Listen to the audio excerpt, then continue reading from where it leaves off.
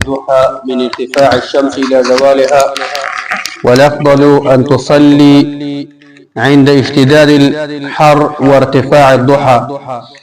کتاب ریاض الصالحین 200 نمبر باب دی په باره د دې کې چې کله لمر راوخیږي او لمر اوچت شي نو په دغه وخت کې د څاښ مونده جایز کیږي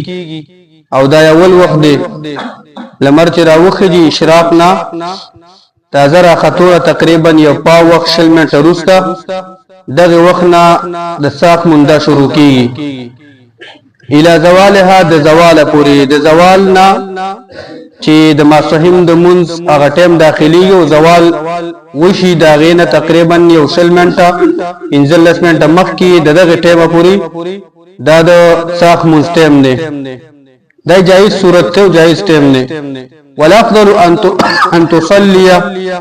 ان تصلي عند اشتداد الحر وارتفاع الضحى او ډیره بهتره ده چې دا د څاښ منځ ټیم هغه وخت د څاښ مونده کېدلی شي چې لمر دا ګرم شي او دغه شانته وارتفاع الضحى او دا څاښ دا راوخیږي تقریبا چې د 10 بجو شاوخوا ټیم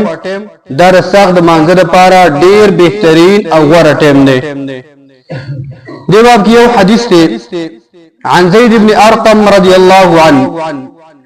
اصلا دا روایت نقل دی د قاسم بن عوف الشیبانی اغه نه نقل دی چې هغه روایت کوي یقینا زید بن ارقم رضی الله عنه روایت ته چې دا صحابي دی انه راى قوما يصلون من الضحى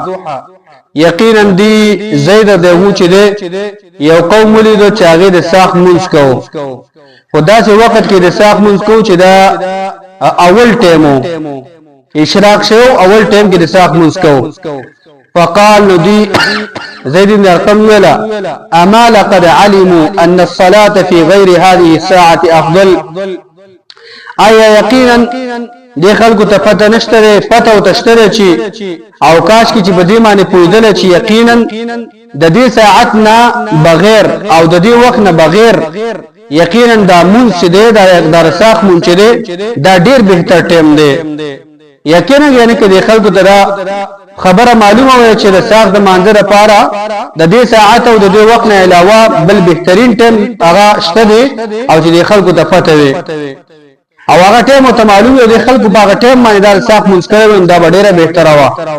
ان رسول الله صلى الله عليه وسلم قال یقینا رسول الله صلی الله علیه وسلم فرمایلی دي صلاه الاوابین حين ترمض الفصال دا هغه اوابین ویل کیږي د الله ډیر تابعدار خلق او د الله ډیر زیات تسبیحات او سبحان الله وانکی خلق پاکي بیانونی خلق او الله ته ډیر زیات وځکونکي خلق دا وی مونږ چې دا دی وخت کیږي او دا وی خلقو د مانځه وخت دا چې حين ترمض الفصال کله چې دغه شاده د وخانو د بچو هغه خپي هغه سوځي کله چې د لس بجو ټیمي نو په دغه وخت د لمر ګرم شي شګي او خاوري دا ګرم شي نو د وخانو بچي دا وی دا پخې چی دغه شاده تازه او کچي